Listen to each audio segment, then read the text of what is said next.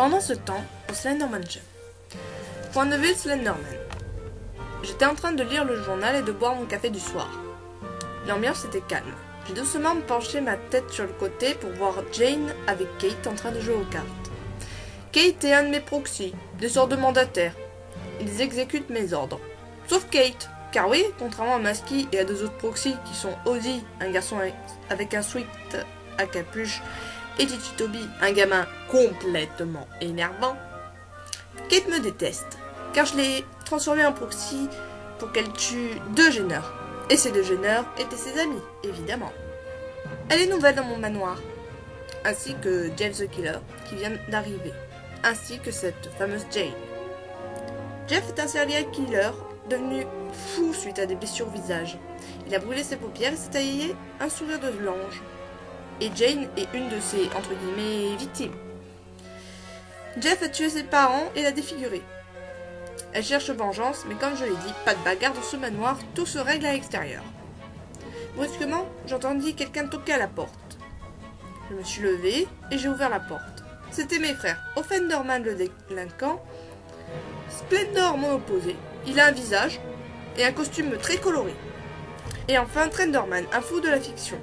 Il a des lunettes de vue sur son visage blanc, sans yeux ni bouche. Splendor enroula ses bras autour de moi, me faisant suffoquer. « Frangin !» J'essayais de répondre. Je ne peux pas respirer. Mon frère remarqua cela. Il me lâcha. « Désolé frérot. » Ce n'est rien. Avez-vous du nouveau au sujet de la fille ? Offender prit la parole en baissant son chapeau sur ses yeux. « Rien de nouveau, frérot, » dit-il. 10 ans. 10 putains d'années, toujours rien, grognai-je. Entrez, je vais demander à Masky de vous préparer quelque chose. Mes frères se sont installés. J'ai appelé Masky et le café fut servi. Et toi, tu as une piste ? Me demanda Trender. J'ai cherché dans les journaux les plus anciens pour avoir une chance de trouver l'orphelinat, mais rien. Pourquoi Ruby ne m'a-t-elle pas appelé ? Demandai-je, sachant bien que personne ne pouvait me répondre. Splendor me tapota l'épaule.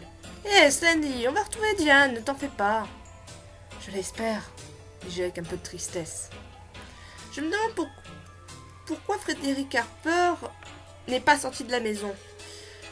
On a retrouvé son corps en face de la porte d'entrée. Comment est-il mort ? Il n'avait qu'à sortir. Qu'est-ce qui s'est passé ? J'ai brusquement entendu une voix. C'était Jeff. Vous avez bien dit Harper, Sandy ? Je me suis tournée vers Jeff, qui était dans le coin de la porte de la salle du séjour. Il avait les bras croisés et nous considérait gravement. « Ça ne te regarde pas, Jeffrey !» dis-je d'un ton grave. Jeff grogna. « Oh, si cette personne est bien la fille à laquelle je pense, Landy, ça me concerne. Surtout si cette personne s'appelle Diane Harper et que la fin de son nom de famille est E-U-R, dit-il en fixant mon visage blanc inexpressif. Si c'est le cas, Jeff Lou. Comment l'as-tu rencontré ? Et où ? Demandai-je en tremblant un peu. Jeff prit une chaise et nous expliqua l'histoire. Eh bien, commença-t-il, on vivait dans une petite rue près du quartier de Whitechapel, à Londres, avant de déménager en Amérique, ma famille et moi. Un jour, je suis partie dans un parc avec mon frère et on a discuté et on a vu cette fille. Elle avait l'air d'avoir faim. Elle était très pâle de peau, ses yeux étaient verts, elle avait les cheveux courts et noirs, et sa démarche était tremblante. Au niveau de ses vêtements, elle avait une robe noire, simple, avec une ceinture. En dessous de la robe, elle avait une chemise blanche. Elle n'avait rien de valeur à part un collier, avec un pendentif, un rubis en forme de losange. Si j'avais eu des yeux, je suis sûre qu'ils se seraient élargis de surprise. Pas de doute, c'était elle. Je me souviens que Ruby avait toujours un pendentif en losange. Continue, Jeffrey. On l'a aidée, mais jamais j'oublierai son regard. Il était presque vide d'émotion, comme si elle n'avait jamais souri de toute sa vie. Moi et mon frère lui avons proposé de venir avec nous. Elle accepta avec un hochement de tête. On lui a donné à manger et elle nous a expliqué où elle vivait. Elle vivait dans un orphelinat qui se trouvait à côté du parc. Mais apparemment, elle vivait pauvrement. Il était certes petit, cet orphelinat. Mais en même temps, il n'y avait qu'une seule personne qui s'en occupait. Elle nous a jamais dit le nom de cette personne. Elle ne faisait que l'appeler le docteur. Des fois, elle se tenait la tête et poussait des gémissements. J'ai retenu une phrase. Il brise tout dans mon esprit. Il brise tout dans ma tête. Puis elle avait arrêté de trembler. Je lui avais demandé ce qu'il n'allait pas, mais elle m'a répondu par un « Hein? Mais de quoi tu parles ?» Enfin, quand le jour de départ arriva, nous sommes venus la voir. Elle avait l'air épuisée. Elle nous a dit au revoir. Mais j'ai bien vu dans l'ombre la silhouette d'un homme. Je tremblais un peu. Les frères avaient tous les poings serrés. Jeff se leva et mit sa capuche. « Si vous voulez retrouver cette fille, Sandy, je suis de la partie. Je vais vous montrer où il faut chercher. » Si j'avais pu sourire, j'aurais fait. Trender fait alors une petite hypothèse. Je ne pense pas que Zalgo soit entre guillemets seul dans ce combat. Déjà du fait que Ruby a quand même tué quelqu'un et est devenue une créature grâce à toi, après tout. Elle avait son apparence en visage et son apparence humaine, donc Zalgo aurait dû la laisser tranquille, dit-il. J'ai mis une main sous mon menton. Tu veux dire qu'on aurait forcé Zalgo à changer ses règles? Oui, répondit mon frère. Il n'y a qu'une seule personne qui puisse vouloir nous faire du mal comme ça, dit Offender. Tu penses à lui, non? Demanda Splendor. Non. Non. Vous savez très bien qu'il est mort il y a longtemps. Pourquoi il attaquerait maintenant? S'il est toujours en vie, il nous aurait déjà tous tués. Non, ce n'est pas lui, dis-je fermement. C'est vrai. Tu as raison, Sandy, dit Offender en prenant son calme. Splendor continua. Mais à part Zalgo, qui aurait pu être de cette partie? Demanda-t-il. Nous avons tous réfléchi, personne ne nous venait en tête. Je me suis levé. Très bien, Jeffrey, on va rendre une petite visite à ce médecin. Par contre, Frangin, je ne pense pas que le docteur reste calme s'il te voit. Tu vois ce que je veux dire, non? Demanda Trender. Oui, dis-je en claquant ma tête sur le côté. J'ai senti mon corps changer. Offender prit la parole. J'ai les yeux rouges, Sandy. Vous m'avez pas dit que vous aviez une forme humaine, Sandy, dit Jeff d'un ton assez agacé. Ce n'est pas mon genre de me montrer sous cette apparence, Jeffrey. Ok. Vous avez un nom de famille? Demanda-t-il. Je vais prendre Matheson. Kate grogna quand elle entendit ce nom. J'ai alors répondu. Oui, Kate, je sais que tu préfères que je prenne Matheson que Ah Yes, non? J'aurais préféré Monsieur Connard. Mais bon, c'est votre coup, Slendy. Non, excusez-moi, c'est votre goût, maître, dit-elle en ricanant sur ses derniers mots. J'ignorais sa provoque. Bon, tu es prêt, Jeffrey? Je suis toujours prête, Landy. Je nous ai téléportés dans une ruelle sombre pas très loin de Whitechapel. Jeff me désigna une maison assez lugubre. Allez ici, dit-il. Bien, merci, Jeffrey. Attendez-moi ici. Quoi? S'exclama-t-il. Il est hors de question que vous veniez. Je pense que je dois y aller seule. J'ai un mauvais pressentiment, dis-je avant de tourner les talons. Quand je me suis dirigée vers cet orphelinat, je sentais bien quelque chose de mauvais. J'avais un mauvais pressentiment. En plus, j'avais un sentiment d'inquiétude. J'ai monté les marches donnant sur la porte d'entrée et j'ai toqué. J'ai patienté, puis on m'ouvrit. J'aurais préféré qu'on n'ouvre jamais cette porte, car je vis quelque chose d'horrible derrière. Cette chose aurait pu faire fuir n'importe qui. C'était une petite fille de 10 ans, tout ce qu'il y avait de plus normal. Elle avait les yeux un peu jaunes, les cheveux marrons. Un ruban rouge était dans ses cheveux. Elle avait une robe rouge et en dessous de la robe un petit chemisier blanc. Qu'est-ce qui n'allait pas? Son visage. Son visage et sa peau. Je n'ai pu m'empêcher de claquer une main sur ma bouche. Mes yeux se sont élargis, sa peau était blanche. Elle faisait malade. Ses yeux étaient vides d'âme. Aucune émotion à part la misère. Ses yeux étaient verrouillés aux miens. Elle tremblait de tout son corps, comme une personne en manque de drogue. Elle était tellement maigre. Elle ouvrit sa bouche pour essayer de parler. Une phrase sortit, mais l'intonation de sa voix faible me donna des frissons partout dans le corps. Bonjour, monsieur. Que voulez-vous? J'essayais de reprendre mon calme. J'ai parlé assez hésitant. Je recherche le directeur de cet orphelinat. Quel est votre nom? Je m'appelle Elena, monsieur. Je vous emmène à son bureau. Suivez-moi, dit-elle en essayant de sourire. Sa démarche était assez lente. Nous avons monté les escaliers, puis nous avons pris la première porte. Elena toqua 3 fois. Une voix masculine l'autorisa à rentrer. Oui, dit la voix. Elena ouvrit légèrement la porte. Excusez-moi de vous déranger, monsieur, mais quelqu'un aimerait vous voir, dit-elle en essayant de ne pas trembler sur ses mots. Fais-le rentrer, et laisse-nous seuls, dit-il d'une voix assez monotone. Elena me regarda. Vous pouvez rentrer, monsieur, dit-elle avant de partir. Je suis entrée et jetant un dernier regard à cette petite. Plus brusquement, j'ai entendu quelqu'un tousser. Je me suis retournée pour voir ce directeur en face de moi. Sa peau était blanche, à peu près comme la mienne. Ses cheveux étaient noirs corbeaux. Ses vêtements, il portait une redingote noire et rouge, un chapeau noir avec une bande rouge. Il avait une canne en argent et ses chaussures étaient noires. Il avait également un trousseau de 3 clés sur une poche de son manteau. Ce qui me choqua étaient ses yeux. Ils étaient rouges, comme les miens. Ils étaient rouges et menaçants. J'oublie de préciser aussi qu'il avait des lunettes. Il avait l'air d'avoir une trentaine d'années à peu près. 33 ans. L'homme me regarda comme s'il avait vu un fantôme. Il tenait une tasse de café dans sa main droite. Sa bouche était légèrement ouverte.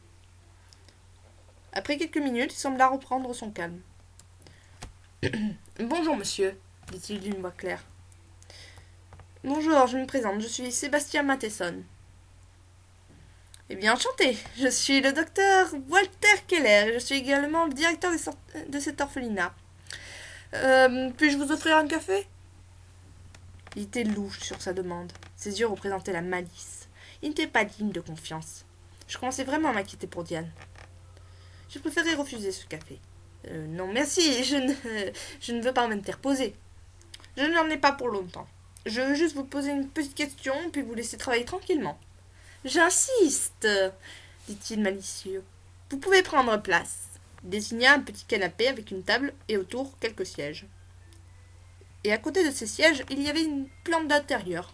Je n'avais pas le choix. J'étais bloqué. Je devais accepter sa demande. À contre-cœur, malheureusement. Je me suis installée sur un siège et je regardais ce docteur. Il mit du café dans sa tasse, puis dans la mienne. Mais j'ai entrevu un objet de plus dans ses mains. Je n'ai pas vraiment pu voir car il était de dos. Mais il avait rajouté quelque chose de plus. Je ne devais vraiment pas boire ce café. Ce type était trop louche. Il mit du sucre dans les tasses, puis revint. Il commença à boire, puis prit la parole. « Bon, pourquoi êtes-vous ici ?» demanda-t-il. « Eh bien, depuis des ans, je suis à la recherche d'une fille. Son nom, c'est Harper. » Le regard de l'homme est devenu sombre. Ce nom n'était pas connu pour lui. « Diane Harper ? Oui, je l'ai eue dans cet orphelinat il y a 10 ans. Une gentille petite fille, de 5 à 10 ans. Mais de 10 à 14 ans, j'ai eu droit à une jeune fille instable et violente, à la recherche de réponses sur la mort de ses parents. J'avais beau lui répéter que tout ça n'était qu'un accident. Mais non, mademoiselle pensait que c'était un meurtre. Un jour, je lui avais demandé d'aller me chercher des médicaments à la pharmacie, et je l'ai retrouvée avec des griffures partout sur le corps. Elle avait attaqué quelqu'un, d'après ce que j'ai dû comprendre. J'ai donc pratiqué de l'hypnothérapie sur elle, car quand j'essayais de lui parler, elle s'est montrée un peu trop... comment dire... hystérique. Cela ne m'agarre plus de pratiquer cette méthode, certes violente. Elle était si charmante quand je l'ai rencontrée, une adorable petite fille. Mais bon, c'est ainsi, que voulez-vous? Il a fallu du temps pour qu'elle soit saine d'esprit. Mes yeux se sont élargis. Hypnothérapie, hystérique, saine d'esprit. J'ai mordu ma lèvre inférieure. Ce type me mettait mal à l'aise. Et plus je le regardais, plus j'avais l'impression qu'il me connaissait. Elle a été adoptée il y a quelque temps maintenant, reprit l'homme. J'essayais de garder mon calme. Pouvez-vous me dire par qui, s'il vous plaît? Demandai-je. Pendant un moment, j'ai cru voir ce type sourire. Je ne peux pas. Je ne suis pas autorisée à vous donner le nom de ces nouveaux parents, monsieur Matheson. Je vous en supplie. Les gens le regardant droit dans les yeux. J'ai fait une promesse à sa mère. Je devais m'occuper d'elle si jamais il lui arrivait malheur à elle et à son mari. S'il vous plaît, dites-moi où est-ce qu'elle est. Dites-moi qui l'a adoptée, s'il vous plaît. Je suis presque sûre qu'il s'est retenu de rire. J'ai brusquement senti mes membres devenir lourds. L'homme se leva et passa derrière moi. Il mit ses mains sur mes épaules. Ce contact m'était, pour une raison étrange, familier. Pourquoi êtes-vous prêt à tout pour une simple fille? Vous n'êtes pas son père pourtant. Vous êtes juste un ami de sa mère. Si vous étiez venu quelques mois avant ses 15 ans, vous auriez pu la prendre avec vous. Je n'aurais pas pu m'y opposer. Dit-il avec un rire faible, mais mauvais. Mes membres étaient de plus en plus lourds. Qui était ce type? J'ai l'impression qu'il me forçait à me détendre. Allons, allons, dit-il. Je vous trouve légèrement tendu. Vous vous sentez mal? Son ton semblait amusé. Je voulais lui répondre que j'allais bien, mais aucun son n'est sorti de ma bouche. Je commençais à avoir du mal à respirer. Je ne pouvais plus bouger d'un centimètre. Des frissons m'ont parcouru le dos. J'ai senti qu'il me massait doucement les épaules. Il avait raison là. Là, je commençais vraiment à être tendu. Je me cramponnais au rebord de mon siège. J'ai l'impression d'être dans un vide sans fond. Tout était noir autour de moi. J'ai l'impression que vous avez peur. Peut-être serait-il temps d'affronter ce dont vous avez peur. Dit-il d'un ton malsain. J'ai presque cru entendre un ricanement venant de lui. Qu'est-ce qui m'arrivait? Je n'arrivais plus du tout à réfléchir. J'ai relâché l'emprise que j'avais sur les rebords de mon siège. Ce type reprit avec une voix glaciale. Bien, voilà, c'est ça. Détendu, décontracté. Je revoyais des images de mon passé quand j'étais un peu plus jeune. Je voyais des choses horribles. Ce n'était pas la réalité, c'était un cauchemar. Mes yeux étaient grands ouverts, j'étais terrifiée. Je voulais que ça s'arrête, c'était de la torture. J'avais l'impression qu'il agissait sur mon esprit. Je voulais revenir à la raison, j'avais l'impression de m'endormir dans un cauchemar sans fin. La pression sur mes membres a enfin disparu quand le bruit du téléphone sonna. Le docteur alla voir. J'ai alors repris mes esprits. Ma respiration était rapide. J'avais un mal de tête pas possible. J'ai doucement repris mon calme pendant que ce type était en train de s'arranger au téléphone. Je devais impérativement partir d'ici. Vu que ce docteur était de dos, j'ai pris mon café et j'ai versé le liquide dans ma plante. Puis, quand l'homme raccrocha, j'ai fait semblant de boire mon café. J'ai posé ma tasse sur la table. Bon, je suis désolée, monsieur Matheson, mais je ne peux pas vous aider. Tant pis. Merci, je vais me débrouiller. Je dois vraiment partir. Je pense que vous connaissez le chemin de la sortie. Et si un jour vous voulez faire une séance, n'hésitez pas à venir me voir, dit-il avec un sourire. Je n'y manquerai pas, dis-je avec un peu d'hésitation. Je suis partie en disant juste un « au revoir, monsieur », puis j'ai fermé la porte. J'ai poussé un petit soupir de soulagement. Je plaignais tous les enfants de cet endroit. J'avais l'impression d'être face à mes propres cauchemars. J'ai descendu les escaliers, mais avant de prendre la porte de sortie, Elena m'arrêta. « Suivez-moi », dit-elle.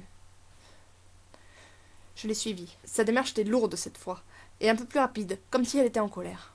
Elle alla dans un petit salon et ouvrit discrètement une commode. Puis elle prit une boîte et l'ouvrit. Elle en sortit quelques papiers d'adoption, puis elle me tendit celui de Diane.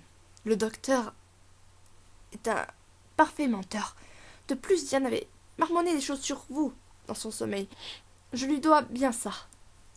J'ai souri. Merci, Elena, mais si... Ne vous inquiétez pas pour moi. Retrouvez-la. Bien. Merci encore pour ton aide. De rien, monsieur. Au revoir. Je suis sortie de cet endroit. Je m'inquiétais vraiment pour Elena. Ce docteur n'était pas net. Je suis partie rejoindre Jeffrey. Ah, Slendy, alors ce médecin demanda-t-il. Horrible et louche. Mais j'ai ce que je veux. Partons d'ici. J'ai repris mon apparence normale et je nous ai téléportés au manoir. Mais j'aurais juré qu'il y avait quelqu'un dans le coin et qu'il nous observait. Le bon côté était que j'avais l'adresse de la famille qui devait s'occuper de Diane. Et il ne me restait plus qu'à la trouver au manoir des Hills.